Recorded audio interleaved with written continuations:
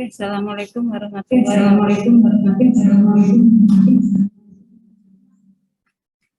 Ini sudah dimatikan.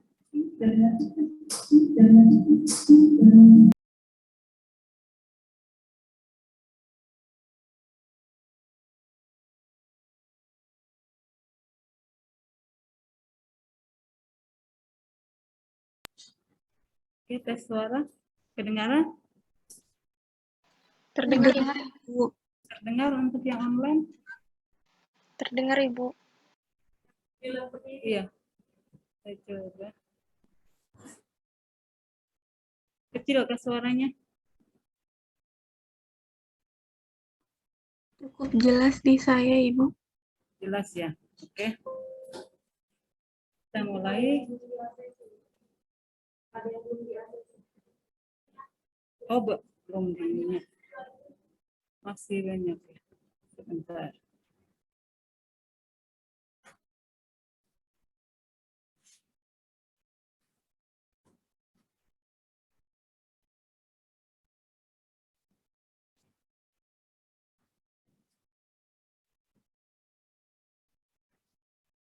Oke, bisa dimulai.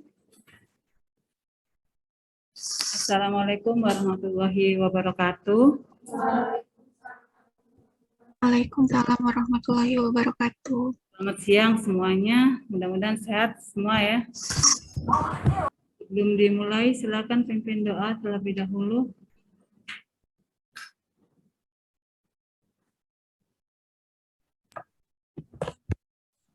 Silakan yang offline atau yang online, silakan. Izin masuk, Ibu. Silakan Ahmad. Baik. Sebelum kita memulai perkuliahan pada siang hari ini, marilah kita berdoa menurut agama dan kepercayaan kita masing-masing. Berdoa dimulai.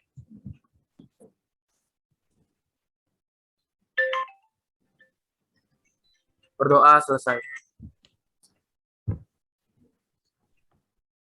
Apa kabarnya semua hari ini?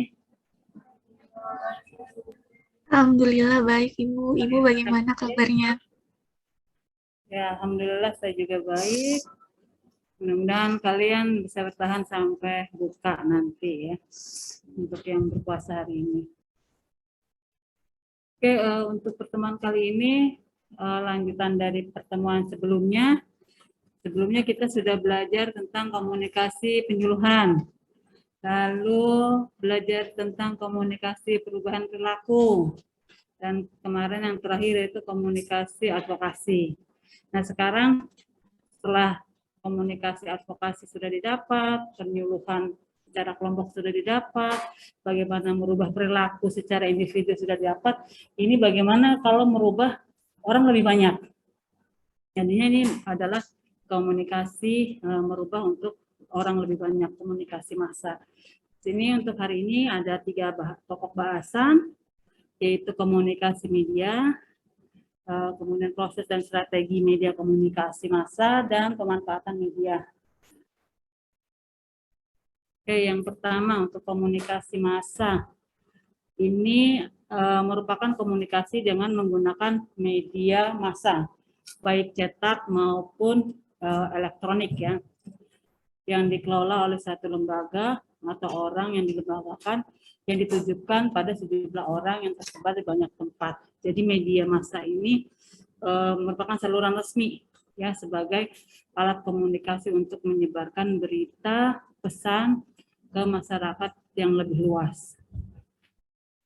Adapun prosesnya biasanya menggunakan teknologi. Pastinya untuk komunikasi massa menggunakan teknologi, baik teknologi cetak maupun teknologi digital. Ya, kalau media untuk komunikasi penyuluhan pada kelompok itu pun menggunakan teknologi, tapi bedanya apa dengan kelompok penyuluhan dengan komunikasi massa? Iya. Iya, betul sekali, karena berbeda di sasarannya. Jadi kalau tadi pertemuan kemarin kita sudah belajar kalau di penyuluhan di kelompok dengan penyuluhannya, itu sasarannya bisa dihitung jari orangnya yang hadir. Tapi kalau komunikasi massa ini jumlahnya lebih banyak. Nah, tipe-tipenya untuk komunikasi massa seperti tadi sudah diungkapkan, bisa berupa media cetak dan juga bisa merupakan media elektronik. Ini untuk yang tradisional, ini yang masih ada ya sampai sekarang ya, seperti media cetak. Media cetak salah satu contohnya koran. Ada yang masih baca koran? Di rumahnya sudah tidak punya koran, orang tuanya sudah tidak berlangganan koran ya. Kalau di kantor-kantor, beberapa kantor masih ada koran.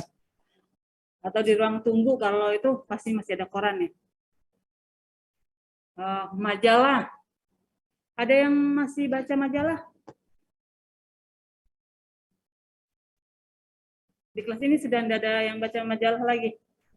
Yang online barangkali masih ada yang baca majalah. Yang online pun tidak ada. Kalau waktu SD, SMP, SMA ada baca majalah? Ada. Majalah apa? Bobo ya. Dari zaman saya kecil juga saya sudah baca Bobo. Sampai Anda pun masih ya. Saya dapat sahabat pena itu dari majalah Bobo. Kemudian ini media cetak yang lainnya adalah buku, novel. Kalau novel pasti ya pada baca ya. Masih baca ya, ada yang baca novel. Ada yang bisa dengan cara membeli. Ada yang, saya punya teman tuh paling senang dia nongkrong di toko buku, bisa 2 jam, 3 jam menghabiskan satu novel. Nanti dia simpan di tempat yang sama, kalau belum selesai dia balik lagi.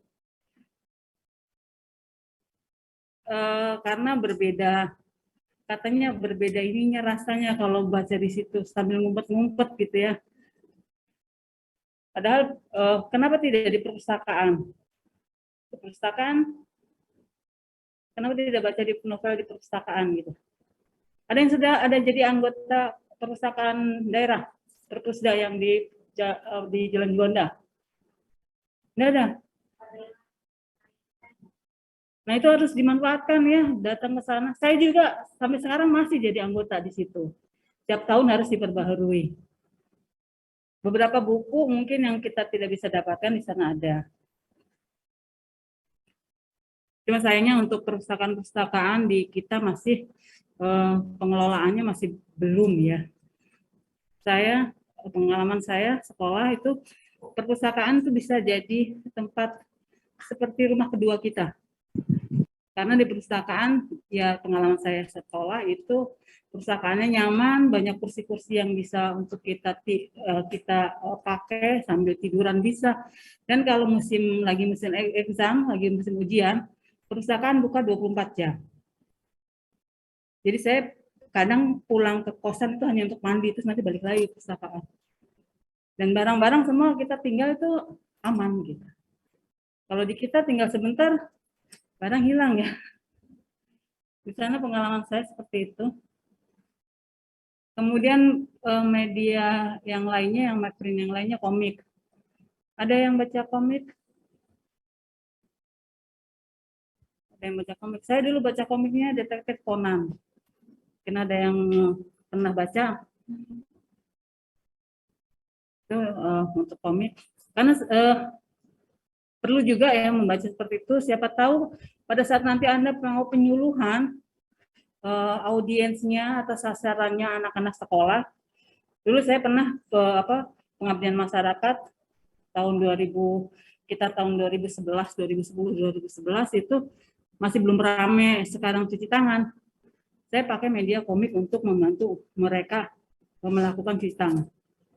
Jadi bisa dipakai kalau misalkan ada yang senang. Ada di sini yang senang menggambar, coret-coret. Sekarang kan animasi gampang, mudah dengan aplikasi ya. Itu bisa dicoba untuk membuat media, misalnya salah satunya komik. Untuk media cetak biasanya mahasiswa ada menggunakan komik untuk penelitiannya.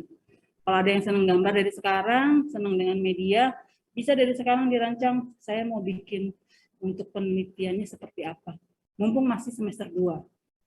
Jadi kalian bisa mengumpulkan banyak bahan, sehingga pada saat semester 7, kalian magang itu sudah siap mau magang kemana. Ya, jadi sekarang sudah dipikirkan, kira-kira sudah ada mau terpikir penelitiannya itu, skripsinya itu mau kemana. Ada yang sudah terpikir? Belum? Belum ya? Masih apa?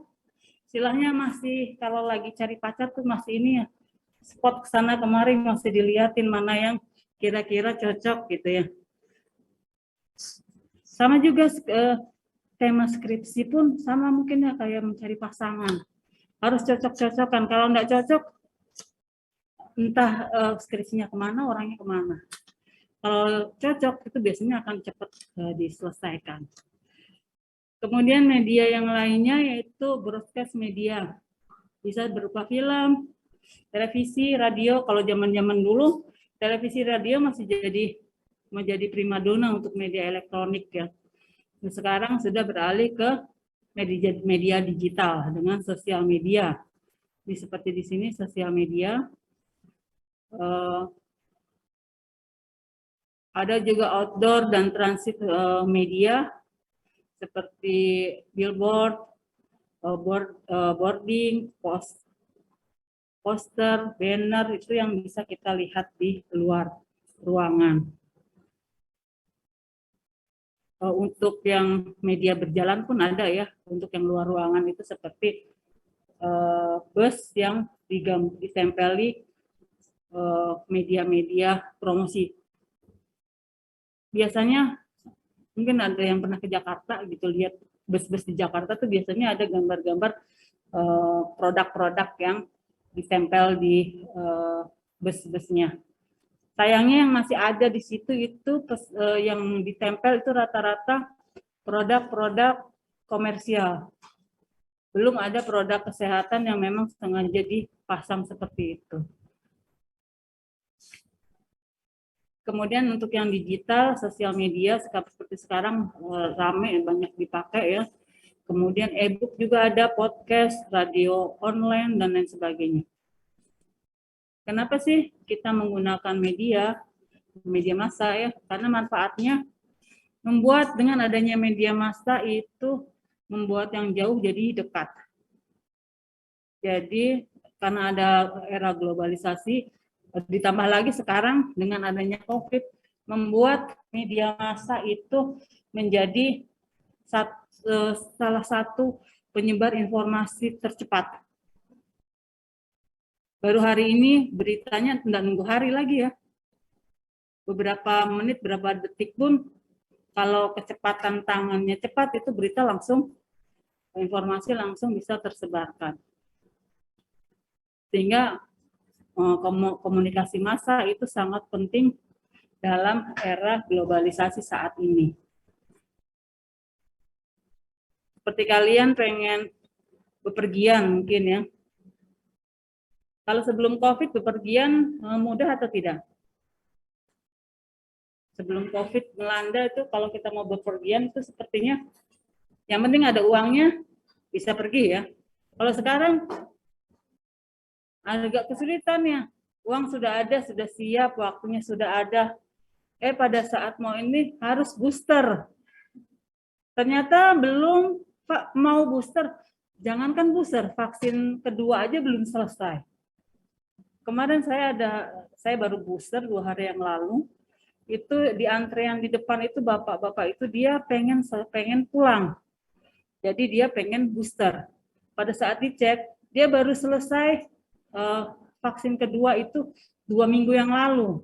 Pikirnya bisa langsung di-just langsung ya. Kan ada berita beberapa bulan yang lalu, 1 orang yang menerima vaksin sampai berapa? 16 atau 18 gitu ya. Jadi joki vaksin gitu. Itu orang terkuat, sepertinya orang terkuat Indonesia ya. Saya yang satu kali saja rasanya, kalian merasakan dampak dari habis divaksin?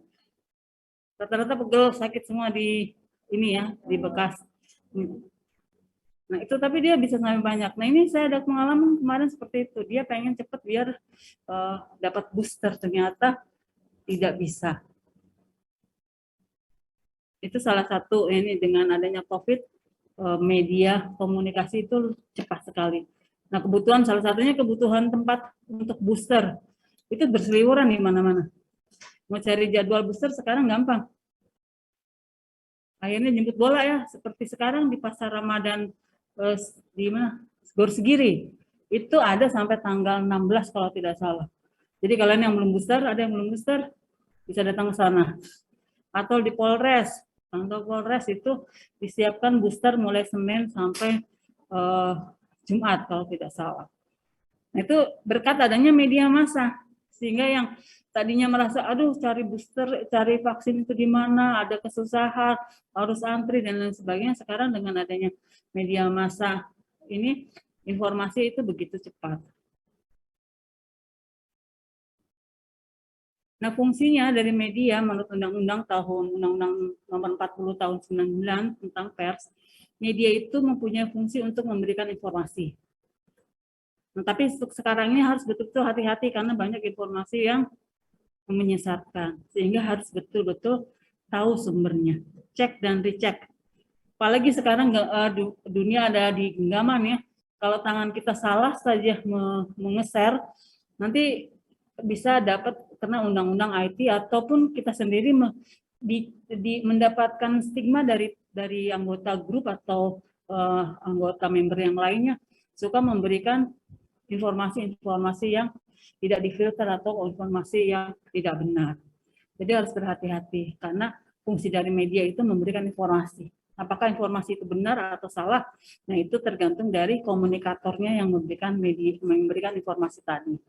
Kemudian dari media massa juga fungsi medianya bisa untuk mendidik. Seperti sekarang informasi tentang protokol kesehatan terus-terusan diulang-ulang. Di setiap sudut kota pasti ada prokes. Di pasar pun ada, di sekolah ada, apalagi kalau di kantor-kantor ya, semua itu pasti ada. Minimal apa? Tanda apa yang biasa kita dapatkan untuk prokes dalam masa COVID ini? Masker, dimanapun pasti kita ketemu gunakan masker. Selain masker apa lagi? Tanda apa lagi? Mencuci tangan mungkin. Iya betul. Di tempat-tempat wastafel, di tempat-tempat keramaian itu ada aturan cara cuci tangan. Kemudian apa lagi? Jaga jarak dengan apa? Betul, ada stiker. Kita sudah hafal dengan ada kursi, ada tanda silang merah, itu dengan otomatis kita tidak duduk di situ. Ya. Jadi kalau yang mengerti pasti tidak akan duduk di situ. Kita akan mencari jarak. Walaupun itu tadinya tidak ini ya, istilahnya tidak umum bagi kita tanda seperti itu. Tapi lambat laun tanda seperti itu menjadi suatu kebiasaan karena sudah berlangsung hampir sudah lebih dari 2 tahun ya. Menggunakan masker pun sama. Kira-kira pada saat keluar tanpa masker gimana? Ada yang ketinggalan gitu ya. Dan sekarang masker biasa pasti dimasukkan di tas untuk cadangan. Kalau zaman dulu menggunakan masker biasanya untuk apa? Naik kendaraan aja. Atau lagi sakit flu gitu ya. Kalau sekarang dengan mudah kita bisa temukan dimanapun orang pakai masker. Yang aneh kalau ada orang tidak pakai masker. Jadi menjadi satu yang aneh, yang dulunya itu yang aneh yang pakai masker sebelum ada COVID. Tapi setelah ada COVID, yang aneh adalah yang tidak pakai masker. Sudah saya berikan. Ya, jadi itu. Kemudian fungsi yang lainnya yaitu menghibur. Media massa itu menghibur. Dengan adanya media massa kita bisa milih mau media cetak atau media elektronik. Seperti novel, yang sering senang baca novel, yang tadinya pakai novel yang cetak, sekarang beralih ke banyak novel yang elektronik. Misalnya apa tuh? Webtoon ya, atau di mana lagi kalau novel tuh? Wattpad. Ya, misal seperti itu yang berbagai macam ya sekarang banyak. Saya kurang tahu karena saya tidak bermain di tidak begitu suka dengan novel. Kalau komik saya suka. Kemudian sebagai pengawasan sosial dan pada perilaku publik dan penguasa. Biasanya media itu dijadikan alat untuk berdiskusi atau berdebat ya, untuk masalah-masalah kebijakan seperti yang sekarang sedang ramai masih dengan apa? Minyak goreng, sekarang tambahin lagi ya, dengan apa? BBM ya, tambahin dengan BBM. Sehingga kita bisa lihat fungsi dari komunikasi massa ini untuk mengadakan pengawasan, mengadakan penafsiran, adanya ketertarikan, adanya penyebaran nilai-nilai dan hiburan. Itu menurut Dominic. Jadi hampir sama, informasi, pendidikan, ataupun hiburan. Jadi kita pun sebagai tenaga kesehatan masyarakat dengan menggunakan media massa, selain saja memberi hiburan, juga memberi pendidikan. Kalau dulu yang senangnya sinetron, kalau seumuran saya dulu sinetron itu ada namanya sinetron Dewi Sartika, itu tentang kesehatan seorang dokter yang mengabdi di satu desa gitu. Nah, kalau sekarang sinetronnya banyak sinetron apa? Cintaan ya, cintaan gitu. Atau yang senang drakor. Kira-kira ada nggak drakor? Ini yang suka drakor rata-rata ya. Nah, ada nggak drakor yang isinya tentang kesehatan gitu? Ada. Banyak. Itu bisa. Jadi kita bisa karena maaf saya tidak nonton drakor, jadi saya kurang tahu. Misalkan seperti itu bisa kita ambil hikmah dari cerita yang disampaikan. Kemudian pengaruh dari media massa, dari sebagai seorang sarjana kesehatan masyarakat, kita menggunakan media massa, kita harapkan adanya pengaruh yang kita ingin dapatkan kepada sasaran kita dari media massa yang kita pakai. Yang pertama yaitu aspek kognitifnya. Dari mereka tidak tahu menjadi tahu. Banyak dengan adanya media massa, informasi yang mungkin dulunya sulit harus ke perpustakaan dulu. Kita tanya sama si Mbah ya, Mbah Google ya, langsung tuh didapat. Kayaknya pinter banget kita nggak Google-nya gitu ya. Kalau dulu harus cari bukunya dulu, harus ke perpustakaan dulu. Kalau di perpustakaan nemu buku yang bagus sekali tuh rasanya senang banget gitu. Kalau saya dulu gitu seperti itu. Kalau masuk perpustakaan dapat buku yang bagus, itu nanti kan karena biasanya buku-buku bagus itu tidak boleh dipinjam. Saya sama petugasnya selalu minta, Bu, saya titip ini ya, nanti besok saya balik lagi.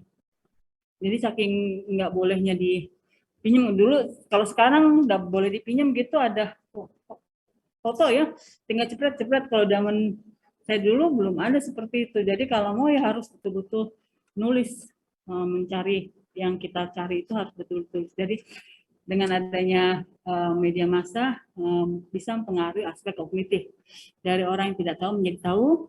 Kemudian aspek afektif yang berarti dari tidak suka menjadi suka. Ada pengalaman dengan adanya media massa yang tadinya kalian tidak suka dengan sesuatu menjadi suka? Ada pengalaman? Pengalaman pribadi? Gara-gara ada media massa, baik cetak maupun elektronik, yang tadinya kalian tidak suka dengan sesuatu, akhirnya menjadi suka. Ada pengalaman pribadi?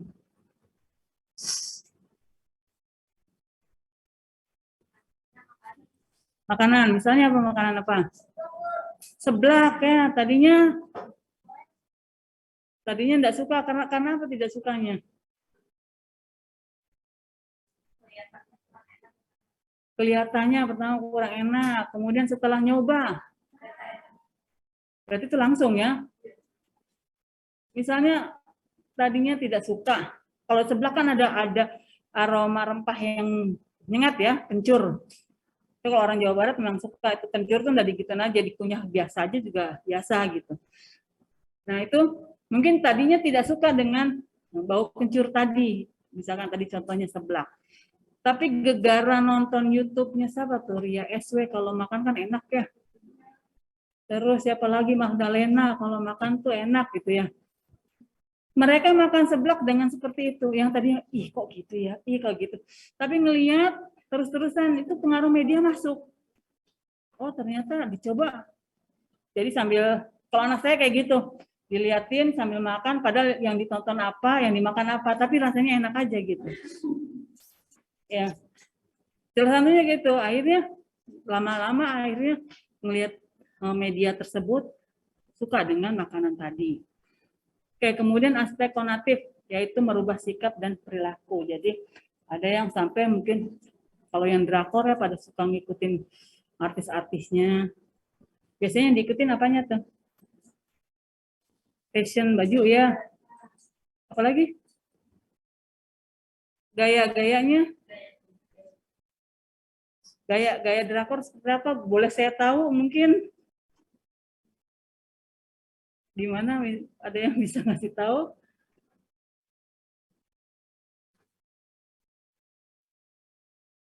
Mungkin gaya model bajunya gitu? Atau dialek ya, bahasa? Gerak tubuh seperti apa gerak tubuh? Dia malu-malu. Hah? Model rambut seperti apa? Nah, ini bisa lihat yang di depan apa model rambut Korea? Bukan. Model rambut mungkin. Jadi yang pakai jilbab ini kemungkinan model rambutnya gaya-gaya Korea ada ya. Atau alis ini ya, apa? Eyeliner ya. Rata-rata itu kan ada tuh. Eyeliner make up ya, make up. Make up tipis tapi beda gitu ya. Natural, misalnya seperti itu. Itu bisa merubah ya. Mudah-mudahan merubahnya ke arah yang positif ya. Kemudian siapa komunikator pada komunikasi massa? Seperti yang kita ketahui ada berapa komponen dalam komunikasi, proses komunikasi? 3, apa aja? Komunikator, pesan, dan komunikan. Di antara itu adalah ada tambahan lagi? Adanya apa selain Media. gangguan ataupun noise? Kemudian apa lagi? Feedback, umpan balik ya. Jadi minimal yang utama adanya komunikator, pesan, dan komunikan. Nah, di sini untuk komunikasi media massa, komunikasi massa, komunikatornya adalah biasanya media massanya. Media massanya apa? Media massa cetak ataupun elektronik. Jadi itu menjadi komunikatornya. Kemudian media massa ini bisa juga berupa organisasi, ya, bisa juga perkumpulan yang bertanggung jawab dalam proses komunikasi massa. Jadi penyebaran informasi kepada orang lain.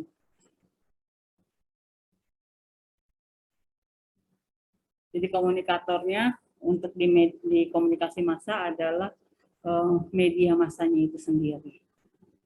Nah di sini apa bedanya komunikasi massa dengan komunikasi publik? Nah dibedakan kalau secara praktis komunikasi publik ini terjadi ketika individu dan kelompok terlibat dalam dialog di ruang publik yang menyampaikan pesan ke halayak banyak ya, lebih ke arah public speaking-nya kalau komunikasi publik. Beberapa orator seperti orator ilmiah ya, ataupun seorang yang public, kalau sekarang istilahnya namanya public speaking ya.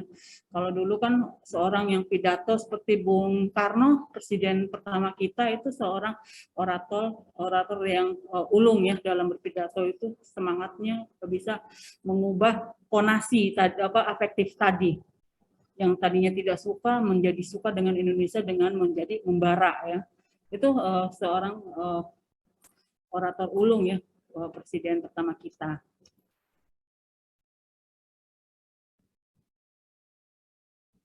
Kalau komunikasi publik seperti itu, jadi adanya interaksi ya antara si komunikator dengan komunikannya dengan jumlah halayak yang lebih banyak.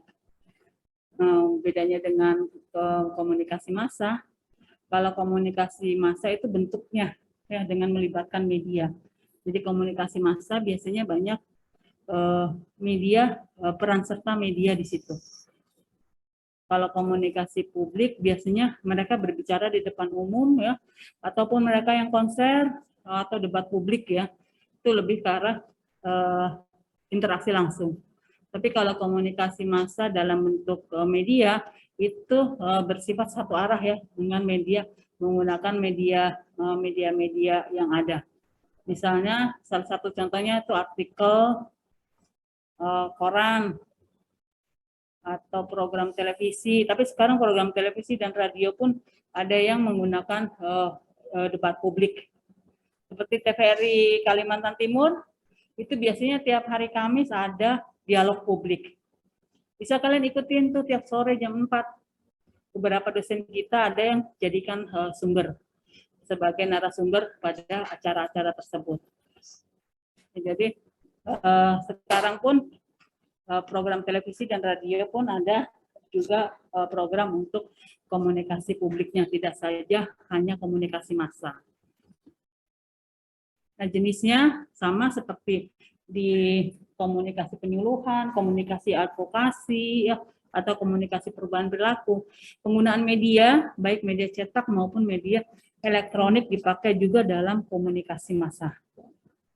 Jadi tidak terbatas, walaupun sekarang komunikasi media cetak itu ini ya berbeda dalam jangkauannya, namun itu masih ada sampai sekarang. Apa keuntungan dan kekurangannya media cetak dibandingkan media elektronik?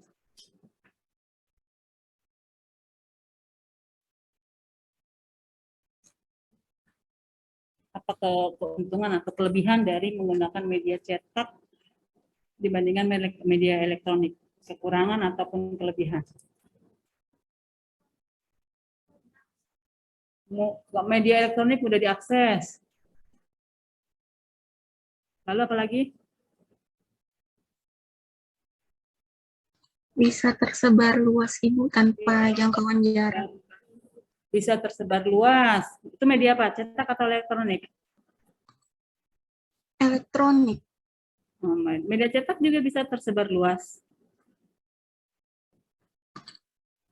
Tapi kalau mungkin yang saya maksud, kalau misalnya media cetak seperti selembaran begitu, Ibu, bisa tersebar luas juga, namun enggak lintas provinsi atau yang dalam jangkauan jarak jauh begitu, Ibu. Jadi beda jangkauannya ya. Walaupun sama-sama tersebar media tadi, tapi jangkauannya berbeda. Ada lagi? Bedanya media cetak sama media elektronik? Kalau cetak butuh biaya, Pak. Iya, kalau cetak butuh biaya. Siapa tadi jawab? Biayanya besar atau sedikit kalau media cetak kira-kira? Besar, Ibu.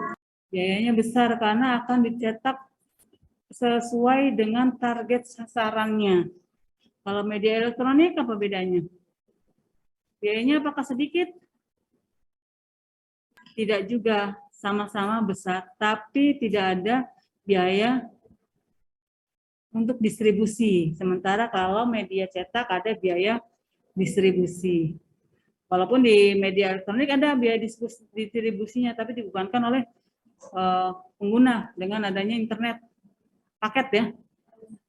Paketnya banyak bisa download, kalau paketnya sedikit hanya bisa lihat timeline-nya aja, nggak bisa buka isinya ya. Jadi banyak ya. Nah, informasinya lebih lengkap katanya. Cetak atau elektronik yang informasinya lebih lengkap? Semua media harus punya informasi lebih lengkap, baik cetak maupun elektronik ya, sesuai dengan fungsinya tadi. Berfungsi untuk memberikan informasi. Apalagi bedanya media cetak sama media Bisa elektronik? disimpan, Ibu, kalau media cetak. Apa yang disimpan? Ininya, bukti nyatanya. Apa sih, Bu, bukunya itu? Jadi kalau media cetak bisa disimpan kapanpun kita perlu, kita bisa cari. Media elektronik juga kan bisa disimpan. Sama, cuma media elektronik mungkin nyimpannya harus ada misalnya seperti ini, harus ada listriknya untuk dibuka. Kelemahannya apa kalau media cetak? Selain kalau bisa disimpan, mudah hilang, mudah dibuang. Ya, kalau media elektronik mungkin kalian masih bisa simpan dulu, nanti kapan waktu mau itu bisa dibuka lagi. Tapi kalau selebaran, apalagi selebaran yang sering dapat selebaran di lampu merah, ya apa itu biasanya itu sedot WC kah, ya atau apa sedot lemak ya atau salon atau apa gitu kan biasanya tuh yang di pinggir-pinggir untuk di lampu merah itu kan ada seperti selebaran seperti itu. Karena tidak menarik ya diterima masukin nanti semua keluar lagi tanpa dibaca. Nah itu kekurangannya untuk yang elektronik cetak ya. Elektronik pun kadang ada informasi yang mungkin kalian cuma lihat sepintas doang karena tampilannya tidak menarik. Jadi masing-masing punya kekurangan dan kelebihan sehingga Anda timbang-timbang mana yang punya dampak ya ataupun efek yang lebih luas. Kemudian peran media massa, dengan adanya peran media massa ini ada 6 peran media massa menurut McQuill. Yang pertama adalah sebagai window on event. Jadi kita bisa melihat kejadian di luar sana walaupun kita tidak pergi ya. Pengen pergi ke Paris gitu, nggak harus pergi ke Paris, kita tinggal lihat tuh YouTube-nya ataupun lihat foto-fotonya. Kayak anak saya tuh terobsesi sekali dengan Paris. Jadi dia bikin streaming, rajutan yang gambar-gambar gitu, dia dengan menggunakan gambar Paris.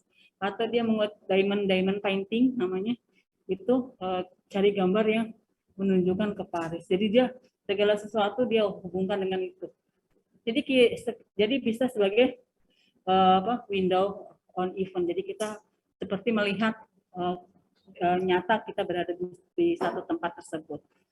Ataupun ada peristiwa-peristiwa di luar sana dengan adanya media, kita bisa tahu. Seperti kalian mungkin pengen tahu keluarganya. Ini di sini kan rata-rata ngekos ya. Ya, ngekos. Kemungkinan pengen tahu keadaan keluarganya atau sepupunya dan lain-lainnya. Biasanya lewat apa tuh? Sosial media mereka ya. Di scroll ke atas. Kemarin buka puasa semua sepupu-sepupu kumpul, kalian di sini menangis sendiri di kosan gitu ya. Akhirnya virtual mungkin buka puasanya, itu fungsinya media. Atau juga bisa sebagai mirror of event in society. Jadi di sini cermin berbagai peristiwa yang ada di masyarakat dan dunia dan merefleksikan apa adanya karena para pengelola media sering merasakan tidak bersalah jika media penuh dengan kekerasan, konflik, pornografi dan berbagai keburukan. Itu bisa mencerminkan si komunikatornya itu menyajikan tema-tema konten yang sesuka dia gitu. Inilah saya. Mungkin kalau sekarang lagi rame itu apa flexingnya. Jadi crazy rich banyaklah sultan mana gitu ya, kemudian macam-macamnya ya. Ataupun ada yang senang konten horor mungkin ya, dia tampilkan konten horor, inilah saya gitu ya. Namun ada beberapa sesuai dengan undang-undang IT, beberapa konten yang memang di private ataupun dilakukan sensor, misalkan konten-konten kekerasan, konten-konten pornografi, walaupun itu dia mau memberikan informasi, tapi karena itu merusak orang yang akan menontonnya, pasti akan di-ban, akan ditutup konten tersebut. Jadi dengan media, kita bisa lihat mirror of event in society-nya itu, misalkan TV juga sama. TV dia senang TV khusus media, khusus berita, isinya berita aja. TV khusus National Geographic ya, itu tentang natural, tentang alam. Ada TV yang isinya mungkin yang sering nonton sinetron ya, sinetron aja dari mulai pagi bangun tidur sampai mau tidur, isinya sinetron, tengah malam pun ada sinetron juga. Mungkin sinetron yang jadul tuh kan muncul lagi, misalnya kayak gitu. Jadi itu mencerminkan tuh si komunikatornya. Kemudian yang ketiga yaitu memandang media sebagai filter. Jadi penyeleksi dari berbagai berita atau perhatian yang ada. Bisa diperhatikan atau tidak terperhatikan.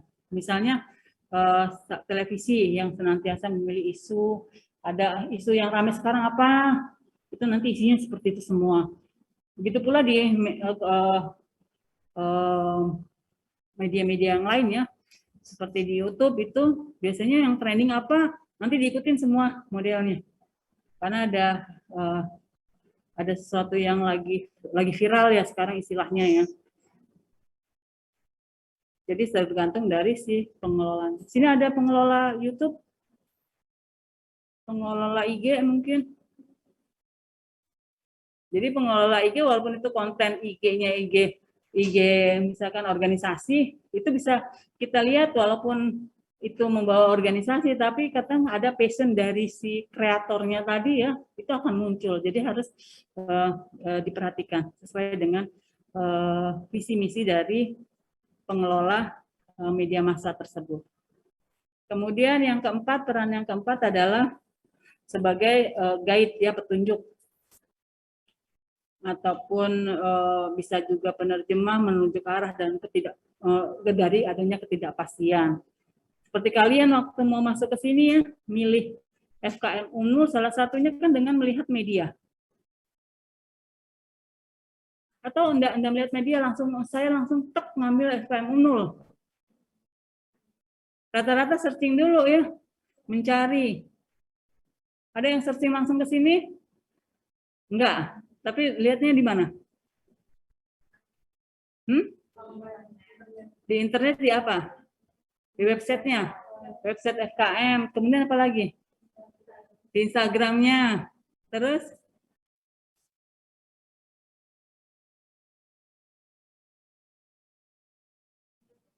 Di YouTube, ya di YouTube. Yang masuk ke sini pilihan satu siapa? Sedikit ya. Sisanya pilihan dua. Masuk pilihan dua. Mudah-mudahan yang pilihan dua akhirnya sekarang menjadi pilihan satu karena tidak bisa berpilih lagi ya. Atau masih ada kesempatan mau ikutan lagi SBMPTN karena pilihan satunya kemarin di kedokteran ya. Atau pilihan satunya kemarin di mana? Farmasi misalnya. Tapi jangan berkecil hati, sudah ada di keluarga FKM Unmul, insya Allah akan jaya nantinya ya. Mungkin. Yang kelima, media massa sebagai forum yang memberikan informasi, ide kepada halayak yang memungkinkan terjadinya tanggapan dan umpan balik. Contohnya apa ini?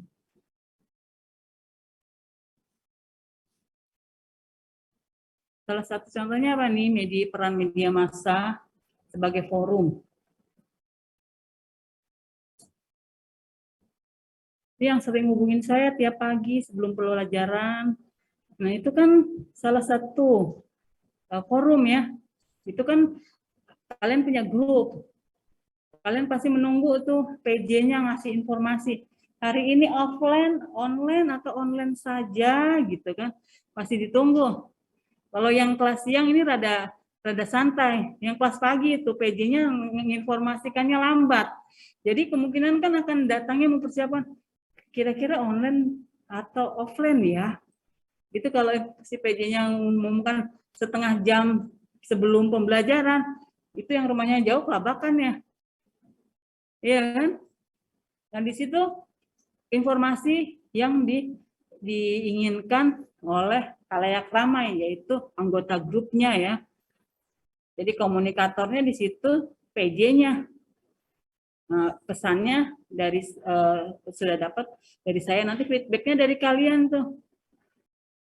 Kalau anggota grup ada 60, PJ yang ngasih informasi pertama bahwa kuliahnya jam sekian gitu. Terus semua anggota grup tuh menjawab kira-kira yang terakhir gimana tuh ya. Oke, terima kasih sampai ke bawah gitu. Nanti yang terakhir baru buka tuh. ini informasi apa ya?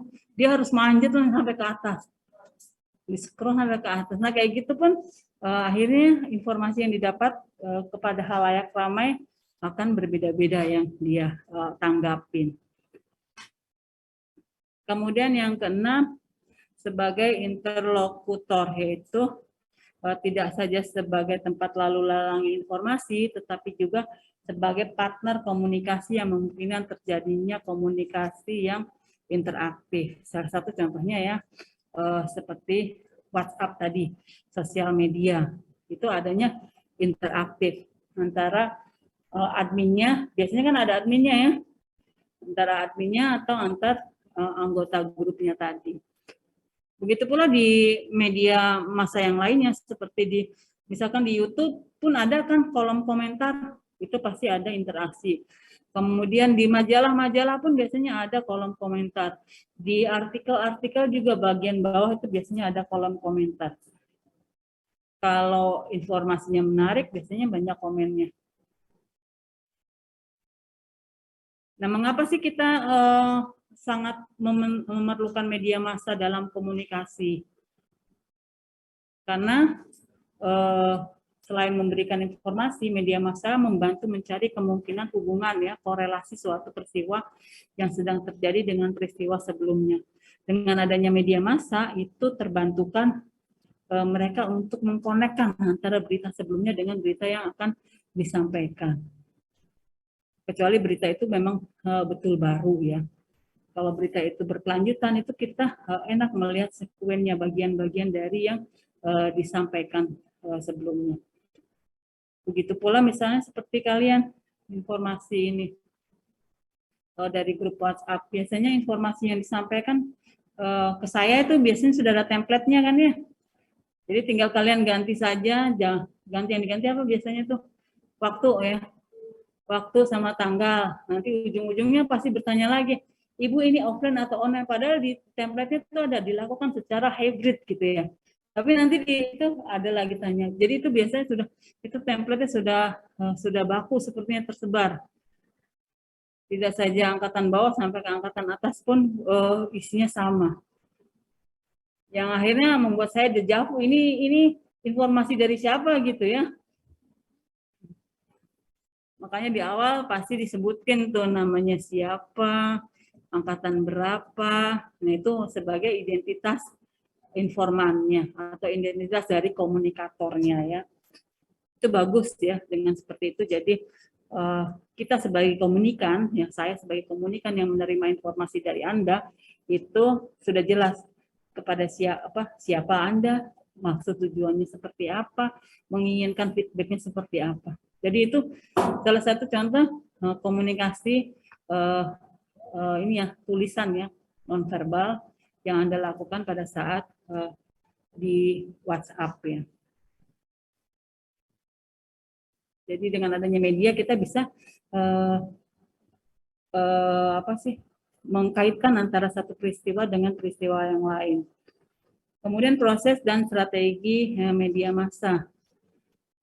Media massa merupakan sarana komunikasi massa yang berperan sebagai komunikator ya. Media seperti tadi disebutkan, komunikatornya siapa? Yaitu media massa sebagai agent of change, pelopor perubahan dalam lingkungan publik. Ya, bisa berupa informasi, hiburan, pendidikan maupun pesan-pesan lain yang dijangkau masyarakat secara luas. Jadi prosesnya itu sebagai agent of change-nya. Jadi dari kalian pun, kalau ingin melakukan komunikasi massa, manfaatkan media massa sebagai salurannya. Jadi kalian sebagai bukan sebagai komunikatornya, tapi sebagai kreatornya yang mencoba untuk memberikan isi dari pesan media tadi. Nah, strateginya ini strategi komunikasinya yaitu harus adanya perencanaan yang disusun dan disiapkan terlebih dahulu untuk mencapai tujuan yang ditetapkan. Semua proses dalam berkomunikasi harus ada rencana. Begitu pula seperti teman kalian sebagai PJ itu pun ada rencananya, yaitu dengan membuat tadi membuat template ya, template untuk bertanya kepada dosen. Kayaknya itu sama semua tuh.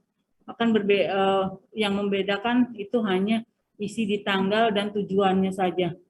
Semuanya mulai salam sampai terakhirnya maaf mengganggu dan sebagainya itu formatnya sama. Ya, jadi itu kan proses dari perencanaan.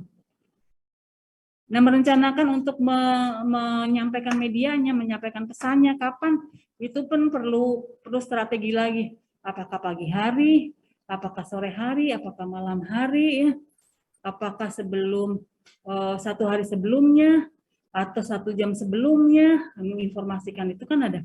Ya, begitu pula pada kalian saat ingin melakukan komunikasi massa, itu harus direncanakan terlebih dahulu agar informasi yang akan kita berikan tercapai sesuai dengan tujuan yang telah ditetapkan. Bagaimana manajemennya, penetapannya, strateginya? Yang pertama yaitu menetapkan komunikatornya. Siapa sih yang sebagai komunikatornya? Media massa apa yang akan kita pakai? Nanti kalau kalian ingin melakukan komunikasi massa kepada masyarakat, itu apa media massanya yang akan kalian pakai? Seperti kemarin media advokasi yang kita pakai, ya harus jelas kita mau mengadvokasi siapa.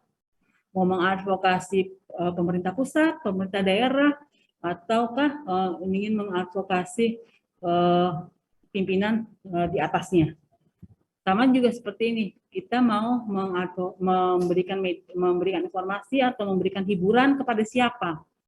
Jadi tentukan dulu komunikatornya, itu media massanya. Kemudian menetapkan target sasaran. Target sasarannya siapa? Remaja secara umum atau lansia secara umum. Kayak sekarang aja vaksin kan ada ininya ya, ada segmentasinya. Vaksin, sasaran vaksin untuk anak-anak sekolah, anak remaja, ya, kemudian vaksin untuk lansia, vaksin untuk tenaga kesehatan, itu ada. Itu pun berbeda-beda cara informasi untuk misalkan untuk informasinya. Untuk tenaga kesehatan, informasi media massa yang dipakainya seperti apa, itu akan berbeda dengan kepada anak sekolah. Ada kakak kelas kalian yang sedang running penelitian tentang vaksin untuk anak sekolah menggunakan media. Jadi medianya dia menggunakan media animasi. Ajakan, tapi yang diajak adalah ibunya. Karena anak sekolah belum bisa mengambil keputusan. Ya, anak sekolah itu tergantung dari orang tuanya, apakah orang tuanya mengizinkan atau tidak. Nah, itu menggunakan media massanya bukan komik, animasi, video animasi. Nah, target sasaran pun harus dibuat sesuai dengan analisis kebutuhan halayaknya. Masyarakat itu perlunya tentang apa? Nanti akan kalian belajar di semester berikutnya bagaimana membuat survei mawas diri, survei untuk mengenali diri mereka, diri masyarakat sendiri. Setelah dapat analisisnya, baru dibuat menyusun pesannya. Pesannya apa yang akan kita bantu untuk memecahkan memenuhi kebutuhan halayak tadi. Kemudian memilih media dan saluran komunikasinya. Jadi mau salurannya seperti apa? Mau media cetak kah? Media elektronik ya? Itu tergantung dari hasil analisis kebutuhan halayak ini. Kemudian dari saluran komunikasi yang sudah ditentukan, kita juga lihat efek dari komunikasinya. Seperti tadi, mau efek mana yang dirubah? Efek kognitifnya kah? Efek afektifnya kah? Atau efek konatifnya? Jadi itu harus dilihat. Dipersiapkan terlebih dahulu pada saat kita mau menggunakan strategi media massa. Kemudian pada saat komunikasi massa, pada saat kita mau merancang, baik itu komunikasi publik ataupun komunikasi massa, itu ada 3 hambatan ya pada saat melakukan komunikasi massa ini. Yang pertama, hambatan psikologis. Hambatan psikologis ini karena masing-masing orang memiliki kepentingan diri sendiri, kepentingan masing-masing, sehingga mereka melihat media, baik itu komunikatornya maupun komunikannya, itu tergantung dari interestingnya, kepentingannya. Seperti di grup mungkin ya, kalian selain grup di kampus, grup apa lagi? Grup keluarga, terus apa lagi? Grup teman-teman SMA, teman SD, SMP gitu ya, kan ada tuh macam-macam ya. Tapi apakah semua informasi yang diberikan itu dibaca? Kalau tidak tertarik, lewat aja, lewat gitu ya. Tapi kalau tertarik, dikala informasinya itu menarik ya, dia tertarik untuk melihat, pasti akan dibaca. Tapi kalau informasinya itu bagi dia tidak tertarik, informasi itu tidak akan tersampaikan kepada komunikannya. Sehingga apa? Tidak terjadi transfer informasi. Ya. Nanti giliran dia, kok ada ini sih? Kan sudah di-share di grup. Ih, saya nggak lihat tuh. Kan seringnya kayak gitu ya. Habis kebanyakan ini, kebanyakan info, saya scroll aja tuh, giliran udah buka, langsung tuh chatnya sampai ratusan gitu ya, sering ya. Kalau di grup-grup yang kalau grup kuliahan sih kayaknya jarang tuh banyak sampai segitu. Biasanya grup-grup main itu tiba-tiba serut sampai 100 sampai 200 misalnya seperti itu. Jadi akan terjadi hambatan, tidak tersampaikan informasi yang dimaksudkan oleh komunikator kepada komunikan kalau mereka si komunikannya sendiri tidak ada interest. Yang kedua adalah adanya prasangka. Ini adanya kecurigaan ya, baik di komunikasi di awal adanya kecurigaan, maka dipastikan komunikasi tersebut tidak akan efektif. Misalnya ini masih di satu grup WhatsApp tadi ya, ada informasi apa, pas dilihat, yang ngasih tahu dia, dia tuh suka kirim berita-berita hoax gitu ya, jadi saya nggak mau buka deh misalnya kayak gitu. Ini sudah ada prasangka buruk dulu, ataupun informasi dari sumber berita X gitu. Kita sudah ada prasangka dulu. Akhirnya apa? Informasi tersebut tidak sampai ke kita, padahal informasinya mungkin penting untuk diri kita. Atau informasi tersebut menghibur kita misalnya. Jadi itu akan terjadi hambatan. Kemudian yang ketiga di hambatan psikologis adalah adanya stereotip. Yaitu merupakan anggapan tertentu yang diberikan pada individu atau sekelompok orang meski belum pasti kebenarannya. Nah ini biasanya stereotip ini diberikan oleh komunikator kepada komunikannya sehingga pesannya menjadi tidak efektif. Jadi komunikatornya sudah bikin materinya, sudah bikin medianya, sudah bikin pesan yang sampaikannya, tapi dia berpikir, alah paling anak-anak ini nggak mau nonton ya model-model kayak gini, habis bentuknya mungkin tidak sesuai dengan kondisi, tidak kekinian misalnya. Itu sudah punya stereotip sendiri, atau percuma diberikan informasi ini kepada orang yang berpendidikan rendah misalnya. Padahal belum tentu, bisa jadi mereka pun akan menerima informasi itu dengan baik. Karena ada stereotip tersebut sehingga pesannya tidak sampai. Kemudian hambatan yang kedua yaitu hambatan sosiokultural. Ini perbedaan norma sosial misalnya. Ya itu sih mbak-mbak yang ngasih informasi memang berpendidikan, kita sih apalah misalnya kayak gitu. Itu akhirnya tidak terjadi tuh komunikasinya. Akhirnya ya itu kan untuk kalangan atas saja, kalangan bawah tidak misalnya kayak gitu. Jadi ada merasa perbedaan norma sosial. Kemudian yang kedua itu adanya perbedaan etnik. Sering ya kita dapatkan etnosentrisme. Jadi etnik saya aja yang bagus gitu, ras saya aja yang bagus misalnya. Sehingga ada informasi yang datangnya dari misalkan di luar etniknya, di luar sukunya, dia sudah beranggapan negatif, sehingga informasi yang diberikan tidak mendapatkan feedback atau tidak mendapatkan tidak terjadinya interaksi dengan baik. Kemudian hambatan faktor semantik, yaitu bahasa. Bahasa seperti yang dulu saya untuk yang komunikasi nonverbalnya itu kan sudah disampaikan Misalnya bahasa isyarat, bahasa mata ya, atau dialek. Kalau orang Batak itu dialeknya kan kuat ya, suaranya lantang misalnya seperti itu. Seolah-olah sedang memarahi, padahal itu memang gaya mereka. Tapi kadangkala berbeda kultur, itu berbeda pula penangkapannya. Jadi makanya kalian sebagai sarjana kesehatan masyarakat nantinya, kalian pun sudah diajari bagaimana sosiologi dan antropologi kesehatan.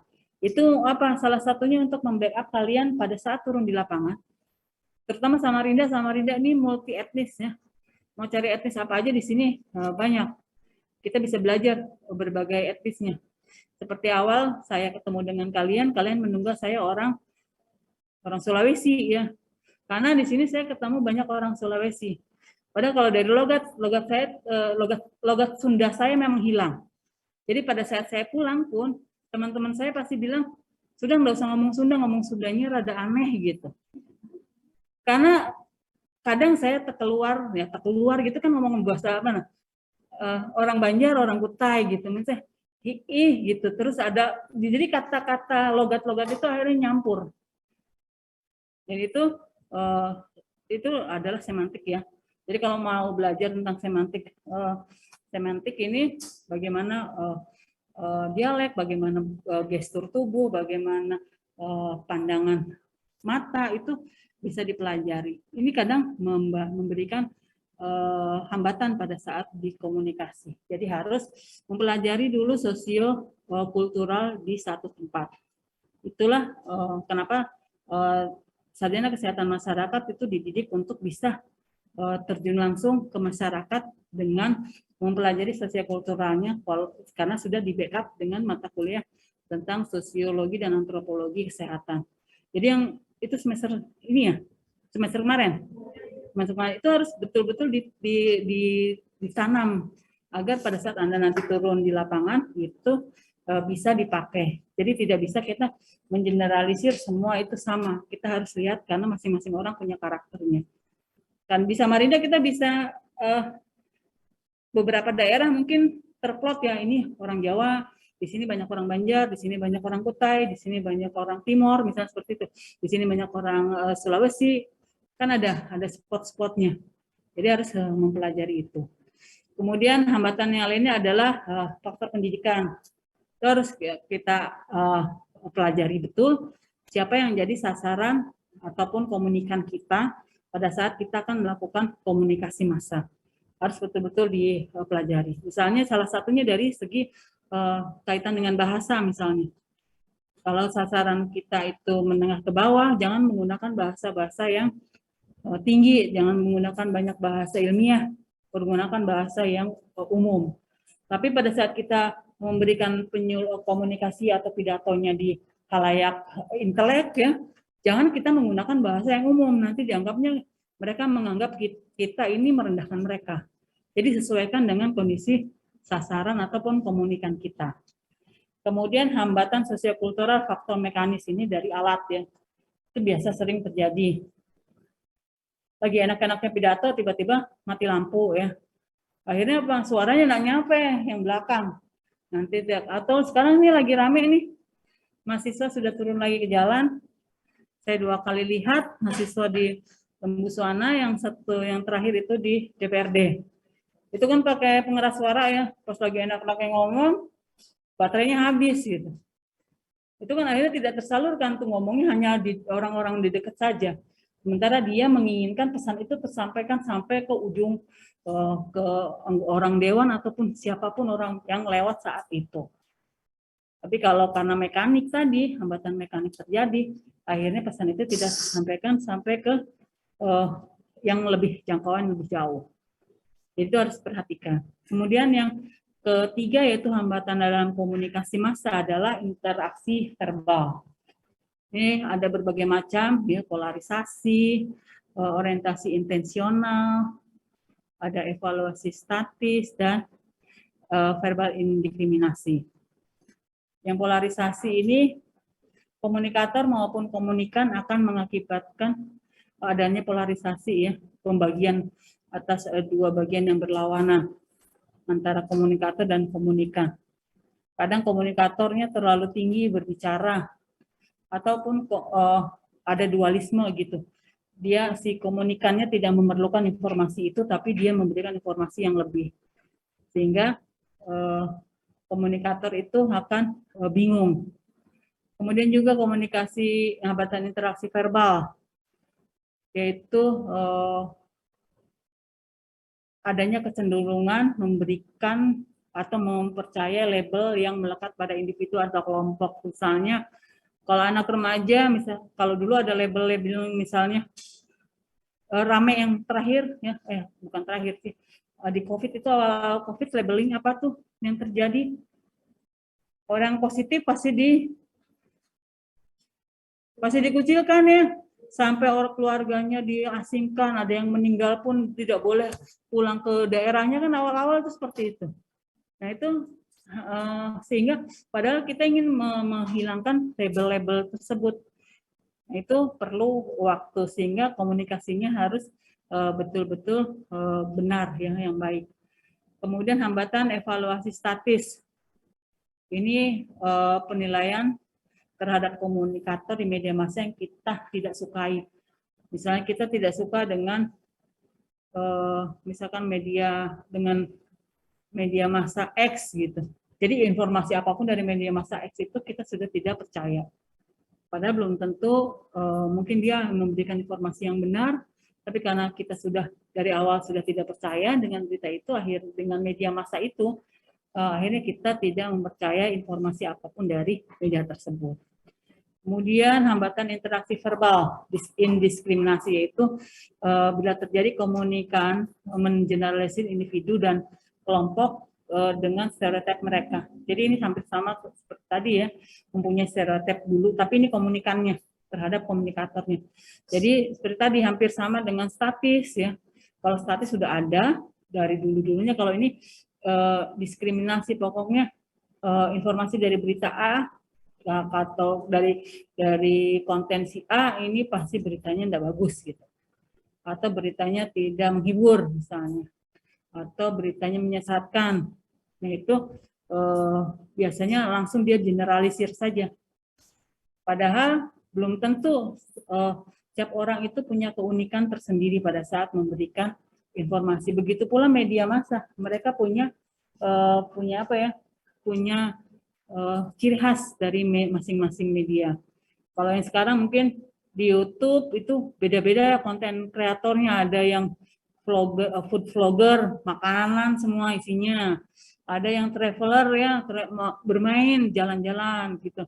Ada yang horor, ada yang suka nonton yang horor. Yang horor, nontonnya isinya horor semua.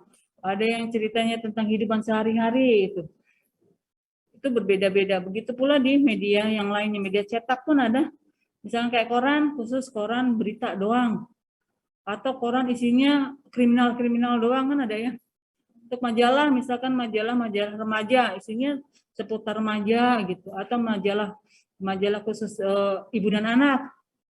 Itu ada khusus ibu dan anak, nah kayak gitu. Karena masing-masing itu punya keunikan tersendiri. Nah, pemanfaatan media massa untuk kesehatan itu banyak sekali dipergunakan.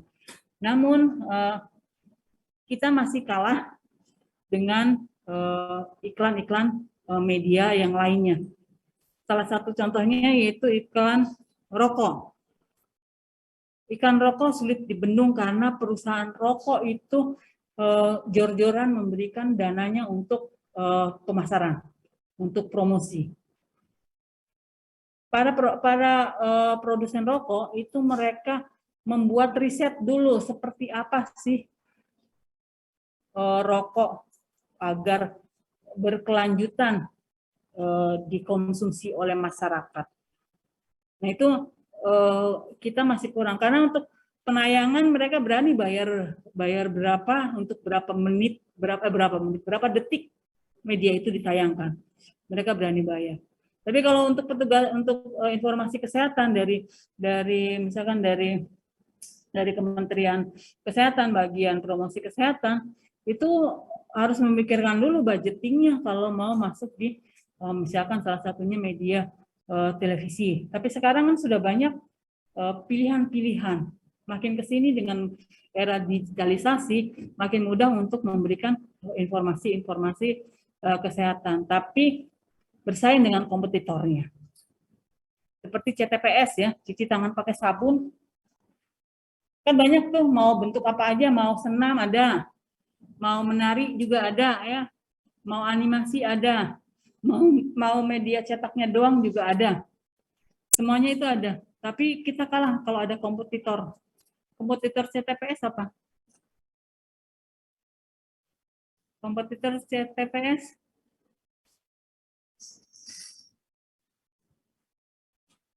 apa kompetitornya dari CTPS? Cuci tangan pakai sabun ada. Hand sanitizer, Ibu.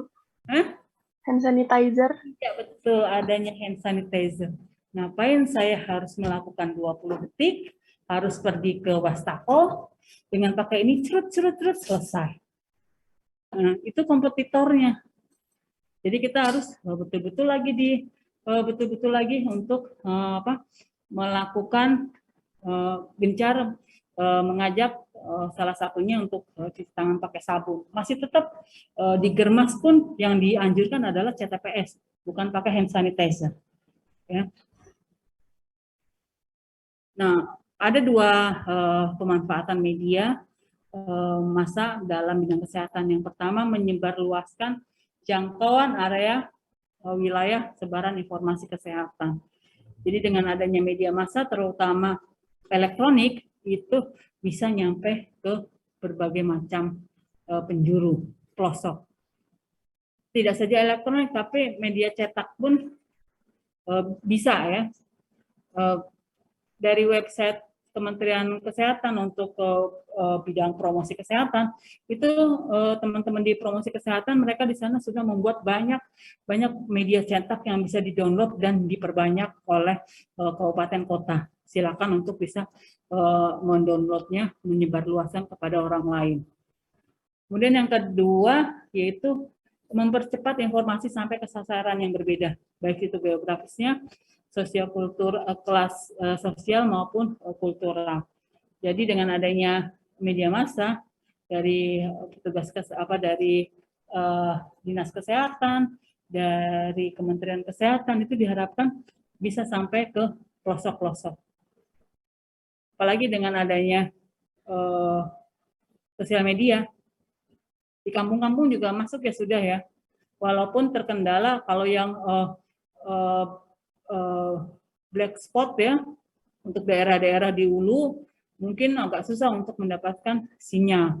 Nah, itu menggunakan media massa cetak kita bisa berikan. Biasanya di kabupaten kotanya diberikan media cetak dalam bentuk digital, nanti mereka bisa mencetak sendiri sehingga apa? Memangkas jalur distribusi. Yang tadinya harus di-drop dari pusat semuanya, sekarang kabupaten kota bisa memperbanyak sendiri media-media cetaknya. Diharapkan seperti itu. Jadi ada dua pemanfaatannya, yang bisa untuk jangkauan lebih luas, membantu jangkauan lebih luas, dan mempercepat informasi. Nah, setelah media tadi sudah didapatkan, ya, sudah tahu, kita mau lihat pengalaman mereka.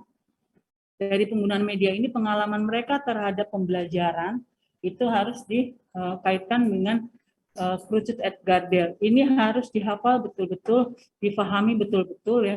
Ini namanya Cruciate et Gardel atau Delcon of Experience. Jadi pengalaman dari membuat media. Kalau kalian medianya hanya pengen lihat untuk dibaca doang, kan di WhatsApp juga sama ya, bisa dibaca doang gitu. Itu informasi yang akan mereka dapatkan tuh pengalamannya hanya 10%. Tapi bisa didengar, dibaca dan didengar. Ini saya contohkan saja di WhatsApp ya. Dibaca dan didengar itu kira-kira apa? Mungkin voice note ya. Itu bisa, itu 20%. Mungkin yang malas baca didengar, nanti kuliahnya jam 1:30 ya, gitu. Selesai gitu doang. Itu kan bisa juga, oh tadi ini suara siapa ya? Mungkin kan kalian, masing-masing manusia kan punya frame suara ya. Oh, si ini yang ngomong ya gitu. Itu hanya 20%. Nah, kalau 30% jika adanya gambar, adanya video. Di WhatsApp juga bisa ya. Gambar, video, tapi belum ada tuh yang ngasih informasinya pakai gambar ya. Ada ngasih informasinya pakai gambar, misalkan Ibu Nur masuknya jam sekian gitu pakai gambar gitu ya. Nanti sayanya diapain gitu ya. Misalnya kayak gitu ya, ada dikasih gambar itu akan membantu mendapatkan informasi lebih banyak lagi, sekitar 30%.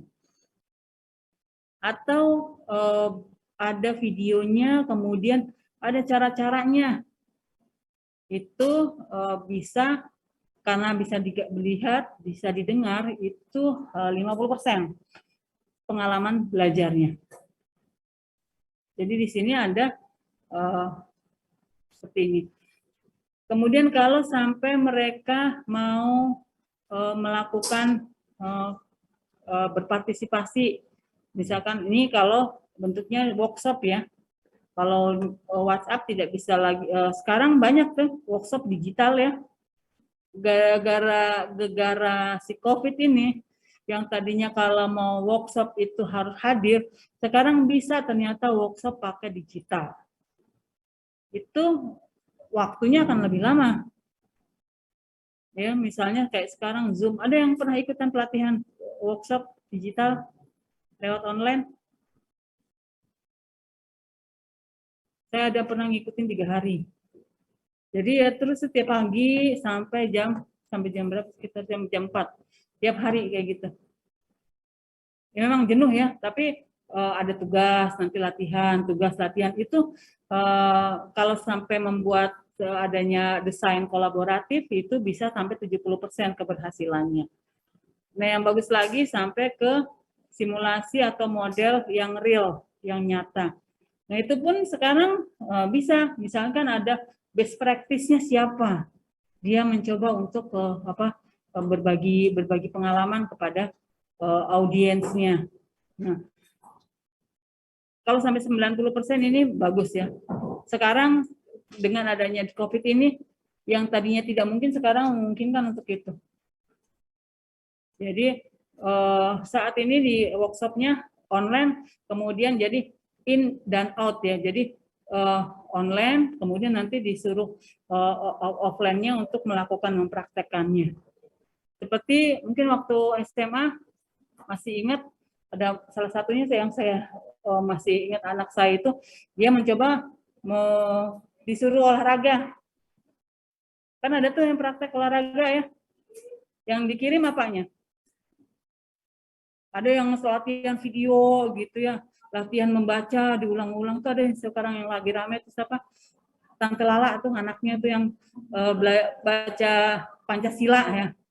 Nah, itu kan mencoba mengulang kembali. Kemudian dikirimkan ke gurunya. Kalau satu siswa aja ngirim satu video, itu akan berat itu si guru. Nah, di tempat anak saya itu disiasati hanya menggunakan foto. Akhirnya apa? Harusnya itu mereka latihan selama 30 menit karena yang dimintanya foto doang. Ya waktu awal mau main badminton waktu itu. Main badminton hanya fotonya doang gitu. Latihannya enggak. Nah, akhirnya yang tadinya menginginkan 90% karena tidak dilakukan dengan benar, kemungkinan hanya 50% saja karena hanya melihat demonstrasi saja. Nah, jadi kerucut at the Gardel ini dimanfaatkan saat Anda merancang media, pengalamannya mau berapa persen audiens kalian ini untuk dirubah, untuk mendapatkan pengalaman. Makin ke atas, makin kerucut, makin ke atas itu pengalamannya makin abstrak.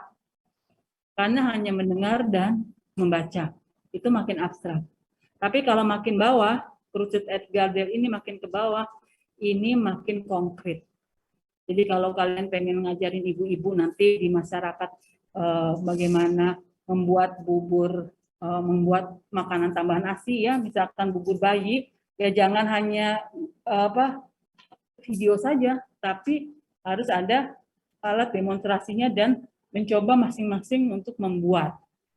Ya, jadi itu akan apa? Akan mendapatkan pengalaman 90%. Oke, ini Pursuit at Gardel difahami, tidak saja dihafal tapi dipahami bagaimana konsepnya ya. Karena ini akan terus terbawa.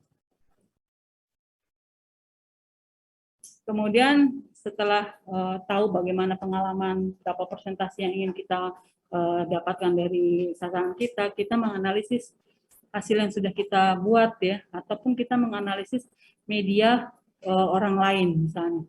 Itu biasanya di penelitian untuk menganalisis konten analisis dari media massa. Baik itu biasanya kalau konten analisis atau analisis isi, yang dilihat isi pesannya.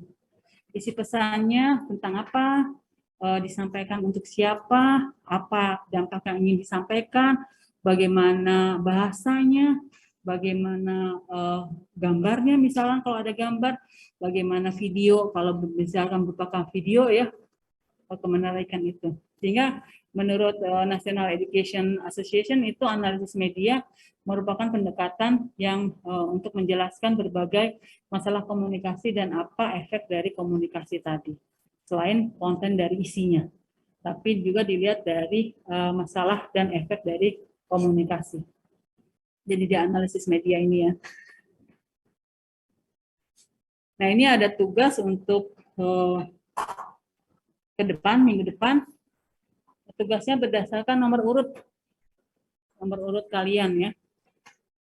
Sini sampai berapa mahasiswanya?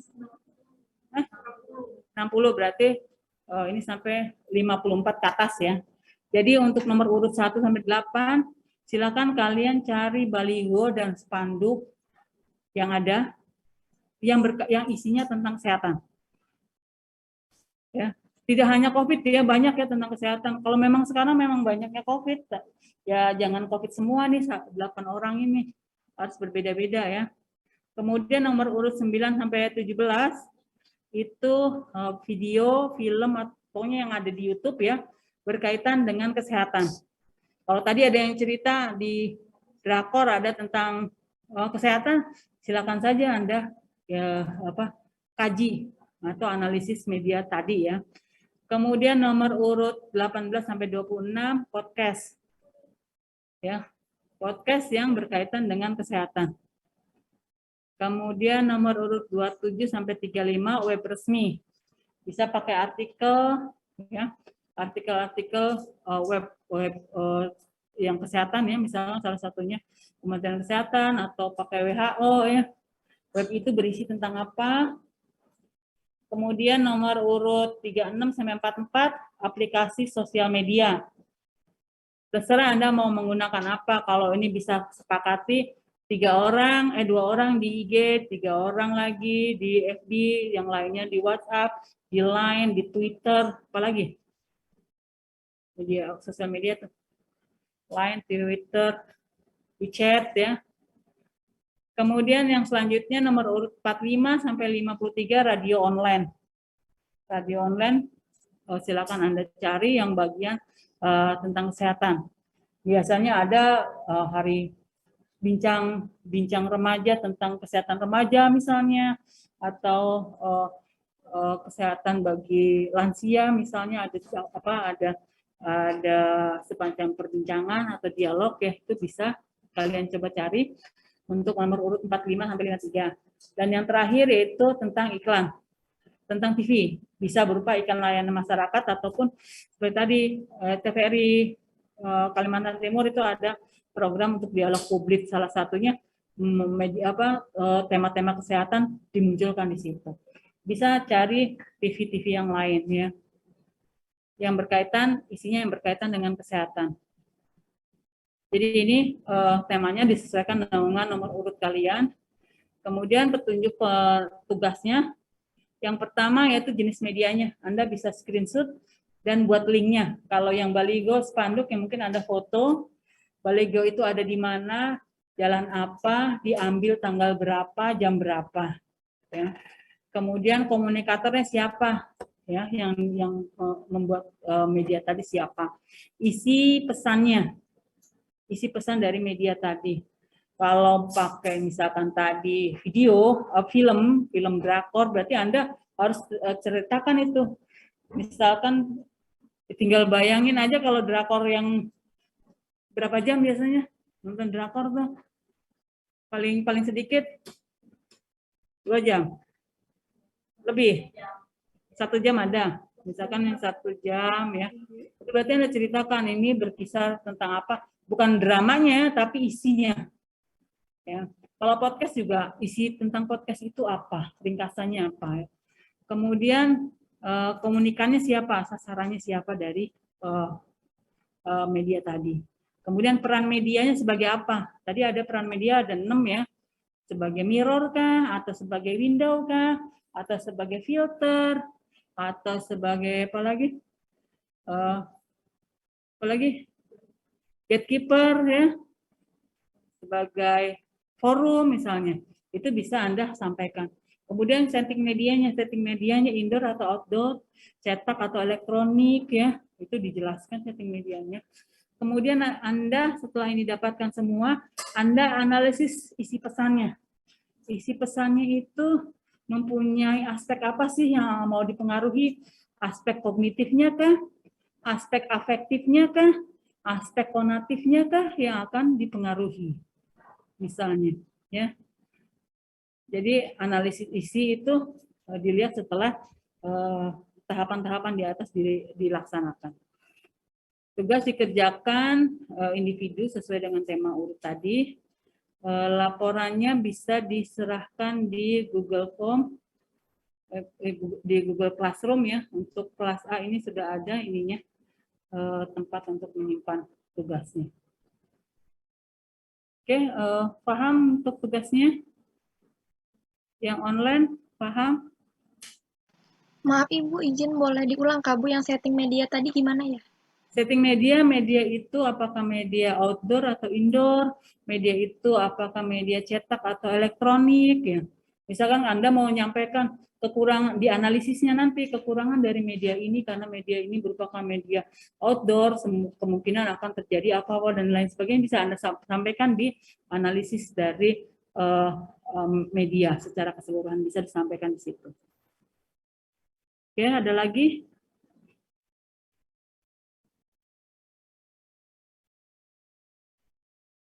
Jadi kalau berupa kayak di YouTube, kalau yang lainnya yang besar memorinya bisa Anda buatkan linknya saja ya. Kalau itu di screenshot juga bagian depannya sehingga saya bisa cross check dengan berita yang Anda sampaikan. Maaf Ibu, izin masuk, izin bertanya. Iya, silakan. Untuk laporannya ini ada sistematikanya Kak Ibu? Mengikuti ini saja petunjuk ini. Ya, baik Ibu, terima kasih. Medianya, kemudian komunikatornya siapa. Saya bebaskan kreatif Anda untuk meramunya. Ya. Karena saya pengen lihat bagaimana kreativitas kalian dalam membuat laporan. Karena ini bukan laporan resmi ya. Anda membuat analisis saja. Oke. Ada lagi yang ditanyakan?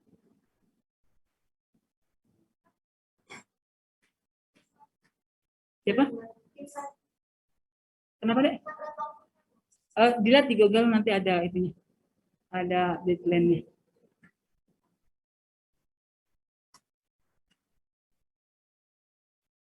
Sekitar seminggu saya berikan informasi ini. Dan untuk tanggal 15 itu kita libur ya. Nanti tolong dijadwalkan ganti harinya ya. Soalnya kita akan kena libur di tanggal 29 juga libur. Kita dapat libur lagi Jumat tanggal 29 dan tanggal 6 Mei kita dapat libur lagi. Jadi yang kena hari Jumat ini kita hanya ketemu hari ini dan ketemu Jumat tanggal 22. Jadi 3 Jumat ke depannya itu kita libur. Jadi tolong untuk PJ bisa kondisikan waktu untuk mencari pengganti. Saya hari Senin itu kosong. Kalau mau diganti di hari Senin silakan bisa menghubungi saya untuk mengganti 3 Jumat tadi. Kalau Jumat terakhir itu kalau nggak salah UAS ya. Ya Mei itu UAS. Kalau UAS mungkin bisa diserahkan hanya 2, berarti mungkin tanggal 15 dan tanggal 29. Nanti bisa mungkin kalau mau cari ganti di hari Senin, saya insya Allah kosong. Senin atau Selasa. Oke, itu tugasnya. Paham semuanya? Ya. Diketik. Kalau tulis tangan kayaknya kurang ini ya. Mungkin capek ya kalian ya? Atau mau ditulis tangan? Saya rasa diketik saja. Kalau saya mau cek Turnitin kan enak juga saya. Kalau tulis tangan susah saya. Kalau mau ngecek plagiarisme kan gampang kalau dengan tulisan. Sepertinya anak sekarang juga susah tuh untuk nulis ya. Nulis sampai 1 lembar, kira-kira ada yang tahan nulis 1 lembar? Ketik aja, ngetik lebih cepat ya ketikan daripada nulis ya. Oke, untuk laporannya saya serahkan formatnya seperti apa. Saya lihat kreativitas kalian. Yang penting poin-poin ini ada semua. Ya. Ya, ada lagi? Yang online barangkali ada yang masih ingin ditanyakan? Izin bertanya, Ibu. Iya. Dong suaranya dikerasin, Dek. Baik, Ibu. Terima kasih atas kesempatannya. Untuk tugasnya ini, apakah dari setiap medianya ini nggak boleh sama Ibu? Misalnya, seperti podcast tadi, misalnya di antara nomor urut 18 sampai 26 ini, podcast yang diambil harus berbeda-beda, nggak boleh sama satu sumber gitu, atau boleh sama. Soalnya siapa tahu ada yang sama dengan teman ya tanpa diketahuin gitu, Ibu. Harus beda ya. Harus beda. Jadi kalau mau itu ya tinggal hubungin temennya, kan sekitar 8 orang itu podcastnya. Tapi mungkin konten dari podcast yang berbeda kalau tidak ketemu lagi sih bisa saja. Tapi saya harapkan sumber komunikatornya beda-beda lah. Ya. Kalau tidak bahasa Indonesia, bahasa Inggris, podcast bahasa Inggris boleh. Atau podcast bahasa Jawa juga boleh, barangkali ada gitu ya. Jadi saya rasa enggak cuma 1-2 ya, banyak sekarang tuh. Ya. Oke, ada yang lagi ya, untuk media yang lainnya juga sama. Usahakan cari yang berbeda. Makanya kan saya kasih nomornya ini, silakan Anda berkomunikasi dengan sesama temanya agar tidak berbenturan mengambil judul yang sama, gambar yang sama. Oke, ada lagi yang lainnya? Izin bertanya, Ibu. Iya, silakan. Untuk tugasnya ini misalnya untuk absen nomor 1 sampai 8 kan tadi pembagiannya baliho dan atau spanduk. Nah, Ya. itu apakah ada minimal yang digunakan, Ibu? Enggak ada. Berarti kalau hanya 1 tidak apa-apa ya, Ibu? Tidak apa-apa, yang penting jelas di dalamnya. Baik, Sesuai terima kasih, dengan Ibu. urutan isian ini. Ya. Oke, ada lagi yang lainnya? Sudah paham? Sambil ngabuburit ya, buka puasa kan bisa searching-searching dulu. Yang Balego silakan muter-muter mana yang ada di sekitaran sini ya. Nanti ditimbang-timbang dulu. Ya. Izin masuk, Ibu. Iya, silakan. Ya, tadi saya barusan lihat sesuai RPS untuk pertemuan 12 sampai UAS nanti kebetulan kan sama Ibu Anissa. Jadi yang harus diganti nanti sama Ibu yang pertemuan 11 aja berarti yang minggu depan yang tanggal 15 yang libur. Maksudnya? Iya kan tadi Ibu bilang yang Ya. yang diganti itu yang 3 minggu libur itu kan, yang tanggal merah itu. Nah kebetulan itu yang pertemuan selanjutnya yang nanti tanggal minggu depannya lagi yang pertemuan 12 sampai 16 itu sama Ibu Anissa. Jadi nanti sama Bu Anissa gitu Kak, anunya konfirmasinya. Iya, Untuk sama Bu Anissa. kegiatannya. Oh iya. Iya Bu. Ya karena yang Jumat ini kebetulan kita ada di Promkes ada dua mata kuliah ya. Jadi buat kalian yang kekurangan pertemuan silakan nanti dikonfirmasi lagi gitu ya. Jadi saya mau anti-wanti dari awal. Jadi kalian jaga-jaga untuk itu ya. Oke. Ada yang ditanyakan? Kalau tidak ada, saya rasa cukup pertemuan kita kali ini. Silakan dipimpin doa terlebih dahulu untuk diakhiri. Izin masuk, Ibu. Iya, silakan Ahmad. Baik, sebelum mengakhiri perkuliahan pada sore hari ini, marilah kita berdoa menurut agama dan kepercayaan kita masing-masing. Berdoa dimulai.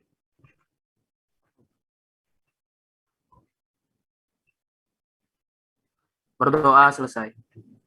Oke, terima kasih untuk pertemuan hari ini. Mudah-mudahan bermanfaat ya, dan selamat mengerjakan tugas sampai mungkin sambil ngabuburit ya. Oke, saya akhiri pertemuannya. Kurang lebihnya mohon maaf. Assalamualaikum warahmatullahi wabarakatuh. Waalaikumsalam. Terima kasih, Ibu. Terima kasih banyak Ibu. Presensinya sudah dibuka ya.